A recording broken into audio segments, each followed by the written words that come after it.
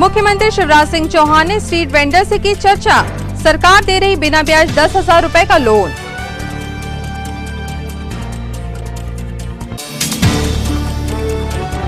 कोतवाली पुलिस ने पकड़े 3 चोर और एक डीजल चोर भी, अवैध गांजे के साथ दबोचा आरोपी।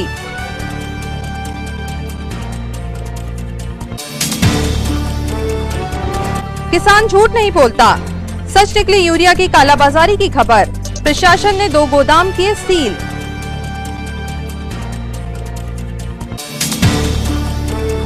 और लॉकडाउन का असर पहले से ज्यादा दिखा, हर तरफ फैला रहा सन्नाटा, फिर भी मैदान रहे रोशन।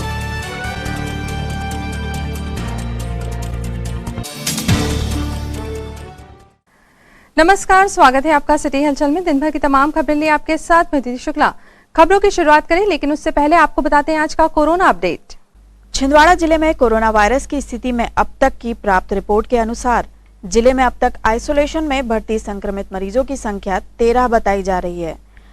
आज तक प्राप्त सैंपल की रिपोर्ट में पॉजिटिव मरीजों की संख्या 75 हो चुकी है और कोरोना संक्रमण के उपरांत ठीक हुए मरीजों की संख्या 60 है। और अब बढ़ते हैं आगे की खबरों की ओर। सीएम शिवराज सिंह चौहान ने आज स्वनिधि योजना के अंतर्गत स्ट्रीट वेंडर से सीधी चर्चा की। वीडियो कॉन्फ्रेंसिंग के दौरान अधिकारी भी एनआईसी कक्ष में मौजूद थे। सड़क किनारे फुटपाथ पर रेडियां लगाने वाले, ठेले और गुमठी में दुकानें चलाने वाले फुटकर विक्रेता हमारी सोसाइटी का वह तबका है जो कोरोना संकट काल में लॉकडाउन के 3 महीनों में क्रीमी लेयर और निचले तबके के बीच पिस कर रह गया है। ना तो जेब में इतना पैसा था कि गुजर बसर हो सके और ना ही सरकार से कोई मदद। ऐसे में इन स्ट्रीट वेंडर्स की सोचते हुए सीएम शिवराज सिंह चौहान ने स्वनिधि योजना के अंतर्गत बिना ब्याज के 10,000 रुपए के लोन की सौगात दी है। मेरा नाम उदयगिरी गोस्वामी है और मैं गुपचुप चाट का ठेला लगाता हूं दशहरा मैदान में। 10,000 रुपए की मेरे को मुख्यमंत्री द्वारा यह राशि प्राप्त हुई है। 3 महीने से हम पूरे परेशान थे और हम कल से हमारा ये पैसे मिले हैं, तो इससे हम हमारा व्यवसाय फिर से चालू करेंगे। और मुख्यमंत्री से मैं यही प्रार्थना करना चाहता हूँ कि हर गरीब आदमी को ये 10,000 रुपये मिले, वो अपना बिजनेस आगे से आगे बढ़ाएंगे। और 3 महीने से जो भी परेशानी कोरोना के चलते उसमें से मतलब जो भी है, जो उनका मतलब 3 महीने से जो बैठे हैं, तो उनका मतलब ये है कि परिवार में जो भी कठिनाई आई है, बिजनेस में कठिनाई आई है, इसके 10,000 रुपये से ये बिजनेस आगे बढ़ेंगे सबके। वर्मन है, मेरी सब्जी की दुकान है। मेरा 10,000 का लोन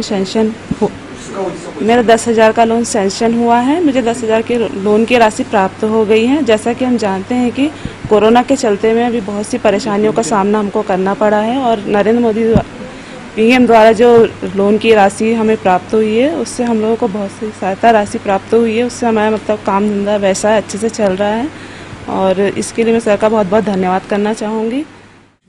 आज ये माननीय मुख्यमंत्री महोदय द्वारा बीसी ली गई, जिसमें स्ट्रीट वेंडर स्वनिधि योजना, जिसमें हितग्राही को 10,000 रुपये की राशि लोन के रूप में दी जा रही है, जिस हेतु 7% इंटरेस्ट सेंट्रल गवर्नमेंट देगा और शेष ब्याज की राशि स्टेट गवर्नमेंट देगी। तो बिना ब्याज की राशि ये स्ट्रीट वेंडरों को दी जा रही है। इसके सफल क्रियान्वयन हेतु माननीय मुख्यमंत्री महोदय द्वारा समीक्षा की गई और इस योजना के सफल क्रियान्वयन के लिए दिशा निर्देश जारी किए गए कि जल्दी से जल्दी अधिकतम लोगों के लोन की प्रोसेस पूरी कराया जाए, जिससे उन लोगों की आजीविका सुचारू रूप से चलती रहे। सिटी कोतवाली पुलिस ने विगत दिनों हुई चोरियों के मामले में 3 आरोपी गिरफ्तार किए हैं। डीजल चुराने वाला एक शातिर भी पुलिस के हत्थे चढ़ा है।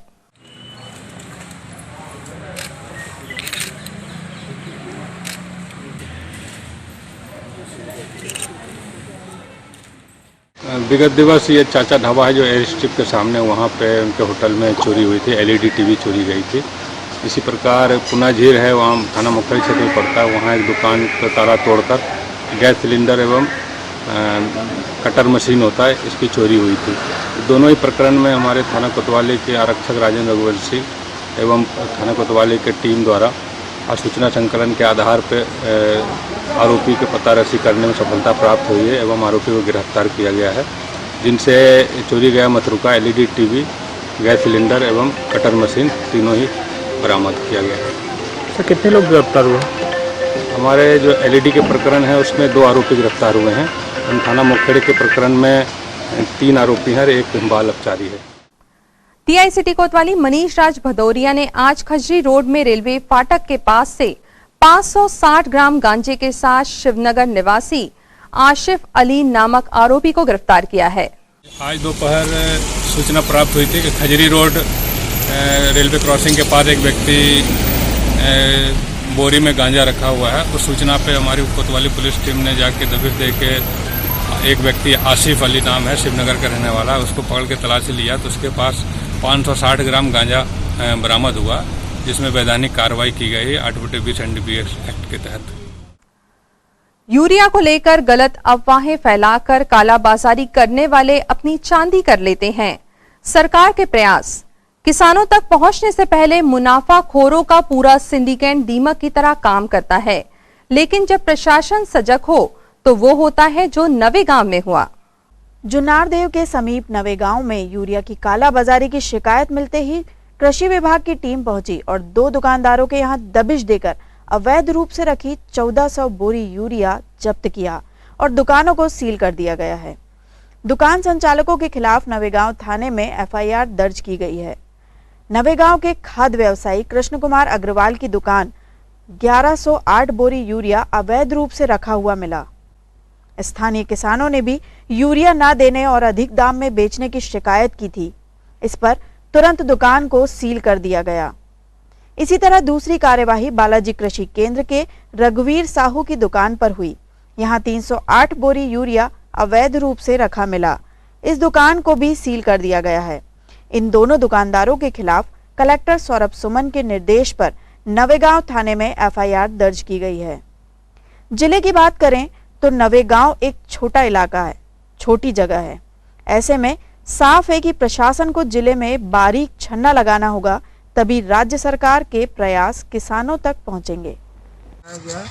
जो उनके द्वारा बताया गया कि माह मार्च में उन्होंने लिया था, क्योंकि ये इतने महीनों से भंडारण करके रखना ये कालाबाजारी को ही एक इनका स्पष्ट उद्देश्य था। इसी प्रकार यहाँ पर एक अन्य विक्रेता जगदीश साहू रघुवीर साहू करके है, उनके यहाँ भी 308 बोरी पाई गई है। इन दोनों का जितना भी यूरिया यहाँ रखा गया था उनको सील कर दिया है विभाग द्वारा। अब आगे कलेक्टर साहब से अनुमति लेकर इसको निर्धारित दर पर किसानों को विभाग के समक्ष वितरण कराया जाएगा। इनसे क्या कार्रवाई होगी सर?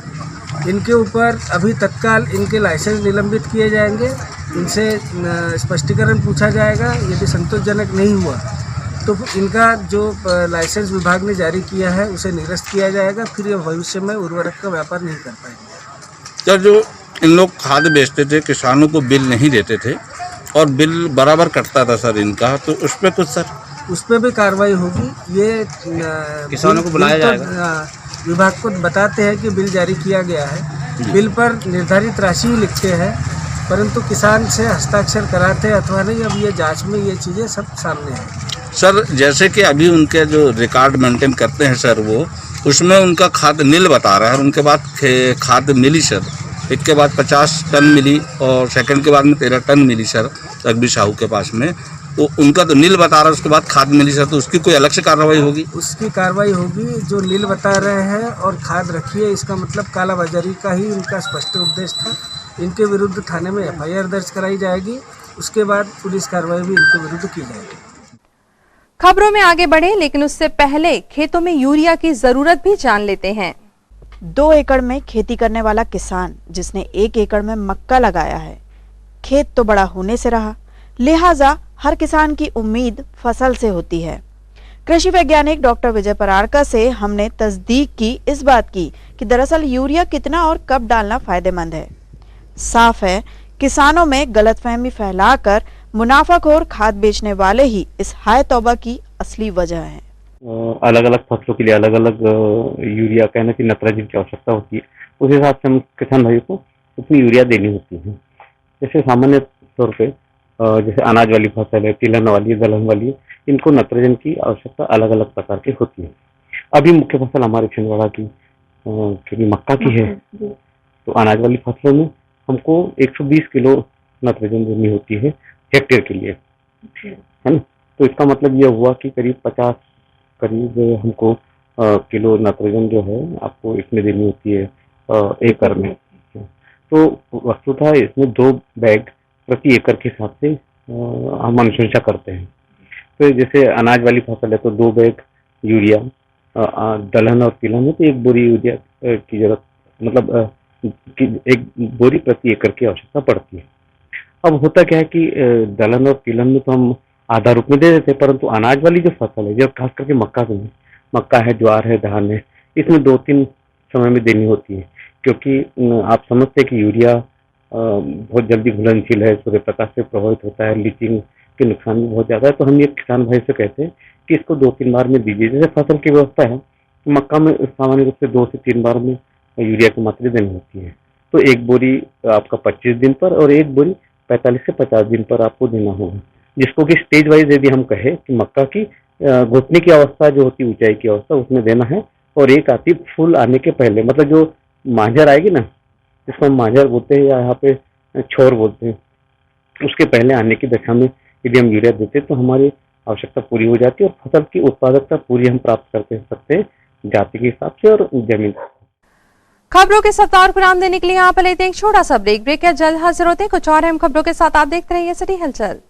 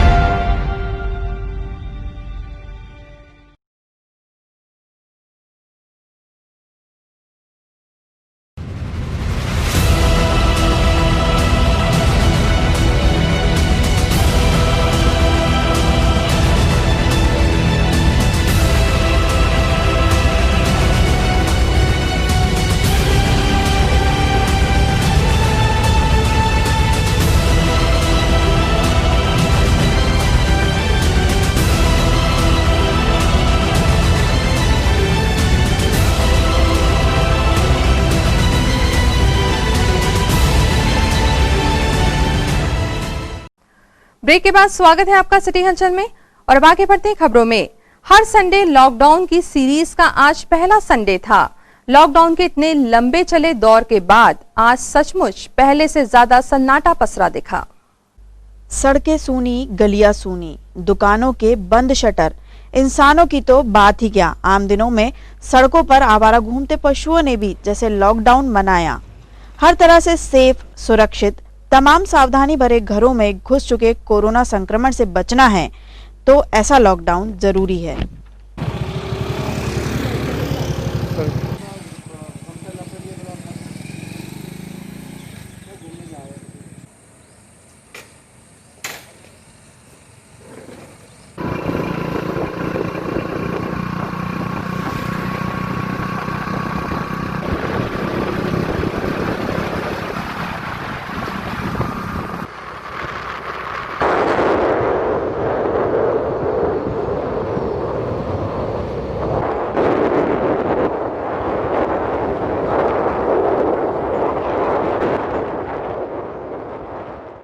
संक्रमण को लेकर के प्रदेश शासन के द्वारा जो है संडे को पूरे प्रदेश में लॉकडाउन किया गया है। तो इसी में आज जो है छिंदवाड़ा शहर में 100% लॉकडाउन है।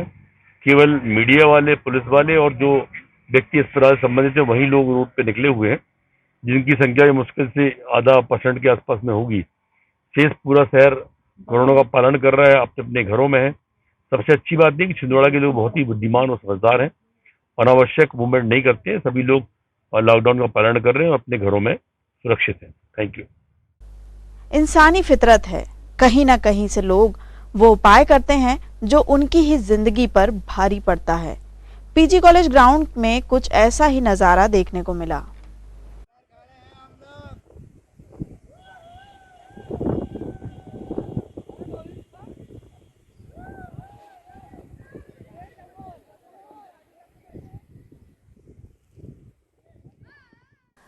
सदी के महानायक जिन्होंने समूचे देश को कोरोना से सावधानी बरतने के संदेश दिए, वो सुरक्षित घर में खुद कब संक्रमण का शिकार हो गए पता ही नहीं चला। उनके चाहने वाले लाखों करोड़ों हैं और हर चाहत भरे दिल की कामना है कि वे जल्द ही स्वस्थ हों। क्या यह मुकाम आसान है? नहीं ना, तो कुछ तो खासियत होगी जो आपको आम से खास बनाती है। सदी के महानायक और भारत के बेहतरीन अभिनेता, विश्व के लिए धरोहर अमिताभ बच्चन जी को कोरोना हो गया है। उनके सुपुत्र अभिषेक बच्चन को भी कोरोना हुआ है। यह बहुत गंभीर बात है। हम लोगों को यह समझना चाहिए कि जिस रफ्तार से कोरोना पैर पसार रहा है, उसमें कहीं ना कहीं ये बात समझ में आती है कि हम इस बीमारी की तरफ से थोड़े से लापरवाह हो गए हैं। खास तौर से 2-3 बातें, सोशल डिस्टेंसिंग, दूरी बनाए रखने का, मुंह पर हाथ रखकर छींकने का या रुमाल रखकर टिश्यू पेपर रखकर छींकने का एहतियात बरतना जरूरी है। साथ ही साथ अब ये बात भी समझ में आई है कि कोरोना हवा से भी फैल सकता है। ये एक बहुत गंभीर विषय वैज्ञानिकों ने प्रकट किया है। ऐसे समय में हम छिंदवाड़ा की जनता जनार्दन की ओर से, कांग्रेस की ओर से, हमारे नेता कमलनाथ जी, नकुलनाथ जी की ओर से श्री अमिताभ बच्चन के दीर्घायु होने की कामना करते हैं। ईश्वर से प्रार्थना करते हैं कि उन्हें जल्द से जल्द स्वस्थ करे। साथ ही छिंदवाड़ा की जनता जनार्दन से ये कहना चाहते हैं कि मध्य प्रदेश में तेजी से कोरोना पैर पसार रहा है और देश के अनेक हिस्से पुनः लॉकडाउन की स्थिति में आते जा रहे हैं। ऐसे समय में हम जनता जनार्दन का दायित्व है कि हम सावधानी बरतें, अपने अपने घरों से तभी बाहर निकले जब बहुत आवश्यक हो, अन्यथा ना निकले। साथ ही साथ मास्क पहनना अत्यंत अनिवार्य है। हम यही कामना करते हैं कि कोरोना वायरस जल्द से जल्द यहाँ से दूर जाए। समाचार सुनने को मिला कि हमारे देश के इस सदी के महानायक जय और वीरू की जोड़ी के जय यानी अमिताभ बच्चन जी और उनके परिवार को कोरोना ने संक्रमित किया। यह सुनकर हम सभी स्तब्ध रह गए, लेकिन मुझे इतना दृढ़ विश्वास है कि अमिताभ बच्चन और उनके परिवार पर जो यह कोरोना का संकट वर्तमान समय में आया है, इससे शीघ्र ही हमारा बच्चन परिवार मुक्त होगा और पूर्ण रूप से हम सभी छिंदवाड़ा नगरवासी, जिलेवासी सहित देश के सभी बंधु और उनके लिए ईश्वर से दुआ करते हैं कि उन्हें शीघ्र ही स्वस्थ और समृद्ध करे और उनके ऊपर कोरोना की जो मार आई है उससे बच्चन परिवार को सुरक्षित करें। मुझे ऐसा लगता है कि और बच्चन परिवार ने इस देश को बहुत कुछ दिया है। हम निश्चित रूप से उनके शीघ्र स्वस्थ होने की कामना करते हैं और उनके दीर्घायु होने की कामना करते हैं और उनकी नातन पोती जो है उसके भी शीघ्र स्वस्थ होने की कामना करते हैं। जैसा कि बहुत ही चिंताजनक बात है कि सदी के महानायक और शहंशाह अमिताभ बच्चन जी सहित पूरे परिवार भी कोरोना महामारी के संक्रमण की चपेट में आ गए हैं। इस संक्रमण का भेद ऊंच नीच, गरीब अमीर किसी से नहीं है। यह संक्रमण थोड़ी सी भी लापरवाही के चलते किसी को भी अपनी चपेट में ले रहा है। जैसे ही यह समाचार प्रथम दर्शना जागृत पीठ समिति के लोगों के ध्यान में आया तो हमारी समिति परिवार ने सदी के महानायक और कोरोना संक्रमण की चपेट में जितने भी लोग इस बीमारी से पीड़ित है सभी के मनोकामना के लिए सभी के स्वास्थ्य में शीघ्र सुधार हो, इस भाव से हमारे दरबार में हमारे पूज्य पंडित जी के द्वारा दुर्गा सप्तशती जी का पाठ और महामृत्युंजय के जाप की माला का जप किया जा रहा है। मैं सभी से ये विनम्र निवेदन और अनुरोध करता हूं कि आप सुरक्षित रहें, मास्क लगाएं, सोशल डिस्टेंसिंग का पालन करें, अपना ध्यान इसलिए रखें कि अपने साथ साथ दूसरों भी इससे सुरक्षित रहें। यही मैं आप लोगों से निवेदन करता हूं, हाथ जोड़ के प्रार्थना करता हूं। शैलपुत्री माता जीवनदायिनी, रक्षामयी, करुणामयी, दयामयी सबकी रक्षा करे, ऐसी मैं मनोकामना करते हुए सबके स्वास्थ्य और सबके उज्जवल भविष्य की कामना करता हूँ। दुख का विषय है कि कोरोना से बचाव के लिए जो ब्रांड एम्बेसडर हैं भारत के, अमिताभ बच्चन जी, उनको और उनके परिवार को कोरोना पॉजिटिव रिपोर्ट आई है उनकी। मैं दुआ करूंगा कि वे और उनका परिवार जल्दी स्वस्थ हो और अपने काम पर लौटे। साथ ही मैं ये भी कहना चाहूँगा ग्लोबल टीवी के माध्यम से कि हिंदुस्तान का हर आमो खास हिंदुस्तान के लिए ज़रूरी है, समाज के लिए ज़रूरी है।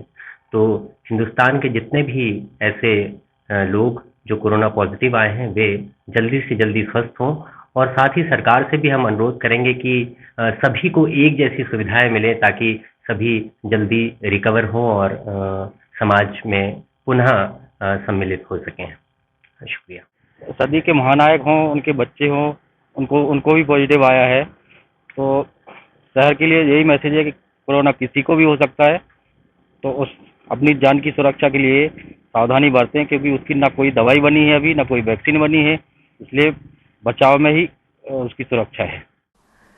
छिंदवाड़ा से शिवपुरी राजमार्ग का काम जारी है और जारी है हर सरकारी काम का वो चिर परिचित ढर्रा जो काम को सरकारी पहचान दे चुका है। सड़क से 3 से 4 फीट ऊंची है पुलिया। 1-2 किलोमीटर के बीच 2 पुलियां हैं, ऐसी कि इन्हें ब्लाइंड पुलिया कहा जा सकता है। जब तक आपका वाहन पुलिया पर पहुंचेगा तब तक बड़ा वाहन कुचलकर गुजर चुका होगा।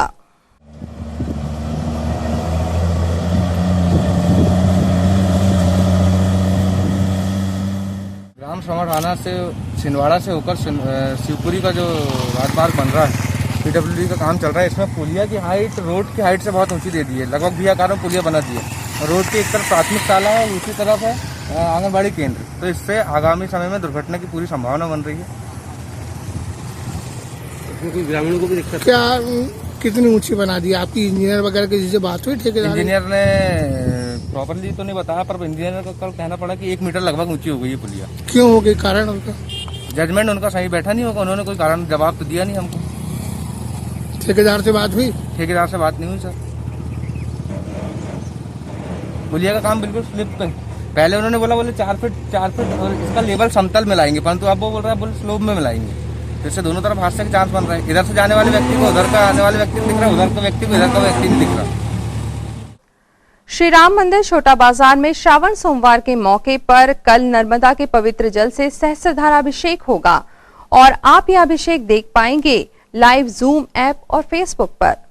साथ ही जो कल का जो कार्यक्रम होगा वो विशेष होगा, जिसमें सभी तरह के चंदन, अश्वगंधा, फूल, बेलपाती, गुलाल, तरह तरह के गुलाल, इनके माध्यम से जो अभिषेक होगा एक अनोखा अभिषेक होगा, जिसको हम सोशल मीडिया के माध्यम से लाइव दिखा रहे हैं। फेसबुक के माध्यम से, आपका जूम ऐप के माध्यम से भी इस कार्यक्रम को हम दिखा रहे हैं। इसका जो समय रखा है सुबह 7:30 बजे से 8 बजे तक के लिए। नगर के सभी धर्मप्रेमी बंधुओं, माताओं, बहनों से हमारा निवेदन है, सत्य धर्म मंडल आग्रह करता है कि अधिक से अधिक संख्या में इस जो अनोखा अजूबा कार्यक्रम हो रहा है, इसे जूम ऐप के माध्यम से, फेसबुक के माध्यम से अवश्य देखें। अब इन तमाम खबरों को समेटते के साथ देखते हैं सुर्खियां।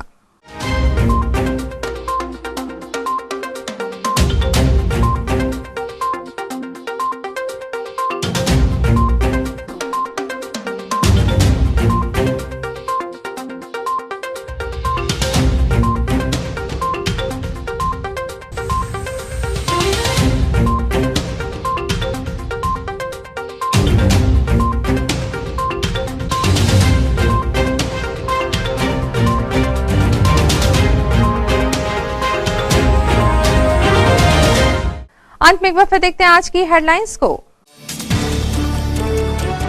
मुख्यमंत्री शिवराज सिंह चौहान ने स्ट्रीट वेंडर से की चर्चा, सरकार दे रही बिना ब्याज 10,000 रुपए का लोन।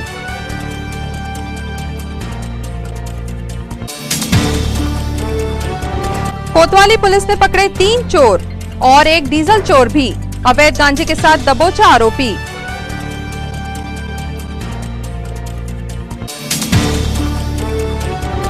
किसान झूठ नहीं बोलता, सच निकली यूरिया की कालाबाजारी की खबर, प्रशासन ने 2 गोदाम किए सील।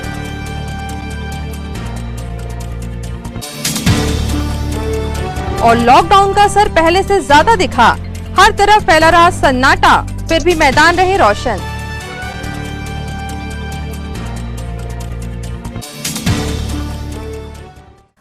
इस बुलेटिन में खबरों का सफरनामा फिलहाल यहीं तक था। आप जुड़ी खबरों के साथ फिर होगी आपसे मुलाकात, तब तक दीजिए अनुमति, नमस्कार।